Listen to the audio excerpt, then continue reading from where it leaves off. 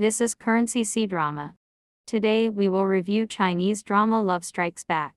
Part 5. Upon hearing Xiao Mo's admission, Ma Chengjun seized the opportunity to cast doubt on Xiao Mo's identity. He believed Xiao Mo might be a murderer who had assumed someone else's identity to conceal his true self. Ma Chengjun also tried to plant seeds of distrust in Lin Yan's mind, suggesting that Xiao Mo had ulterior motives for getting close to her.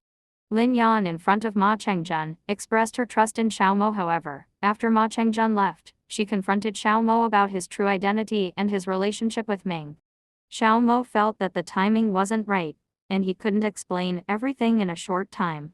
He hoped Lin Yan would give him some time. Lin Yan, who had been betrayed by Ma Chengjun and Wen Lili, found the courage to trust people again because of Xiao Mo, but now, even Xiao Mo seemed to be deceiving her, and she couldn't accept it. She coldly told Xiao Mo to leave, regretting her decision to hire him as her bodyguard. After Xiao Mo left, Lin Yan was alone, nursing her wounds in secret. She reminisced about every moment of her meeting, getting to know and falling in love with Xiao Mo. She was deeply saddened by Xiao Mo's thoughtfulness, which she couldn't forget. Her sorrow and reluctance were evident to Ma Chengjun, pricking at his pride. So, Ma Chengjun threatened Lin Yan, using the Lin family's influence, demanding her assistance in his endeavors. Lin Yan angrily rebuked Ma Chengjun, telling him to leave immediately. This only made Ma Chengjun more determined. He now owned 55% of Lin Industries, making him the majority shareholder, effectively transforming the Lin family into the Ma family. He wanted to win over Lin Yan and offered her a chance to become Mrs. Ma, hoping that this might change her mind and save Lin Industries.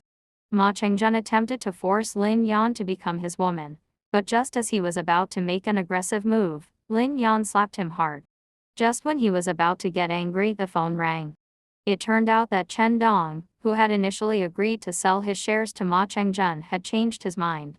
Ma Chengjun's dream of becoming the majority shareholder shattered, and shortly after that, he received a call from Ming, demanding that he repay a debt.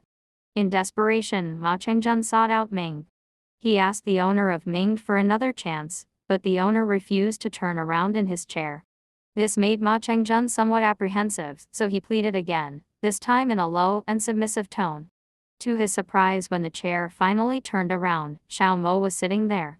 Xiao Mo knew that Ma Chengjun hadn't completed the purchase of the 5% of shares, which subsequently led Ming to demand repayment from Ma Chengjun.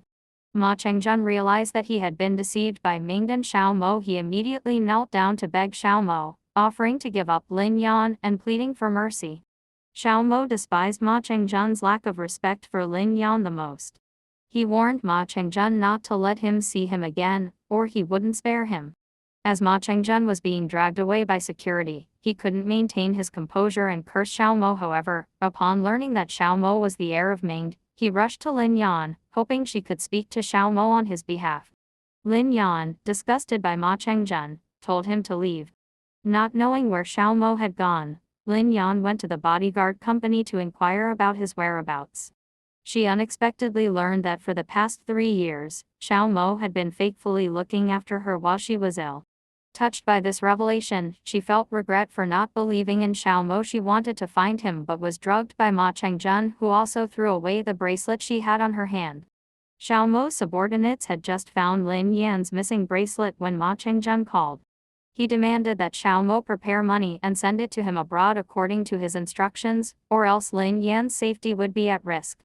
Following Ma Chengjun's demands, Xiao Mo went to the meeting alone.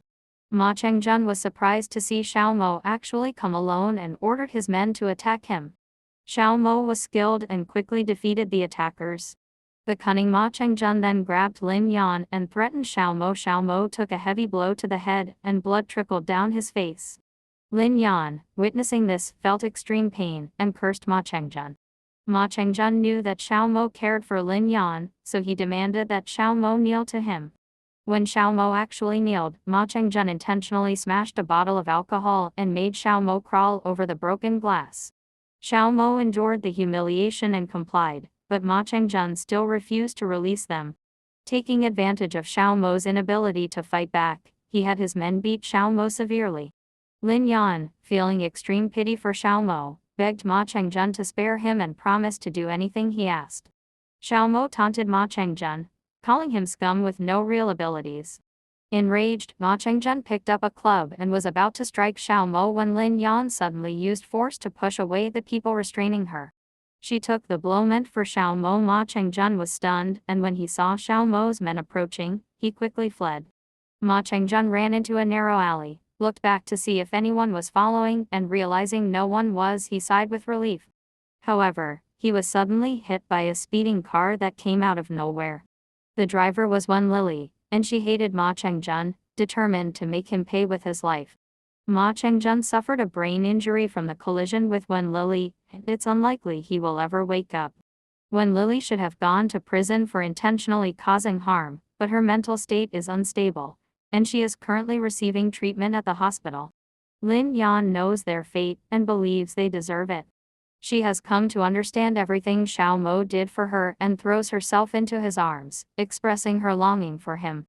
The reason Ming withdrew its investment is that Xiao Mo promised his father to return and take over Ming. From now on, he will no longer be involved in Lin Industries. Lin Yan initially thought they could be together, but Xiao Mo is no longer the same person he used to be. He must shoulder the responsibility for Ming, so he refuses to acknowledge his feelings for Lin Yan. He helps her regain control of Lin Industries only because of Lin Yue's request. Xiao Mo's rejection deeply saddens Lin Yan. She holds onto his hand, desperately pleading for him to stay, but Xiao Mo still leaves. Both Lin Yan and Xiao Mo cherish their past together but have their own lives and responsibilities. One day, Lin Yan hears that Xiao Mo is about to marry the daughter of the Yang family. Without considering anything else, she changes into a wedding dress and rushes to the wedding venue. In front of all the guests, she expresses her love for Xiao Mo, taking off the ring he gave her and hoping he will marry her.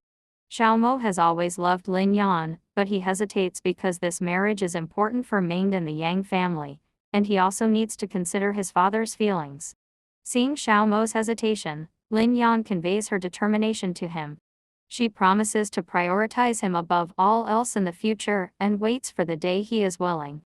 Xiao Mo abandons everything and leaves the wedding venue with Lin Yan, following his heart's desire to marry her.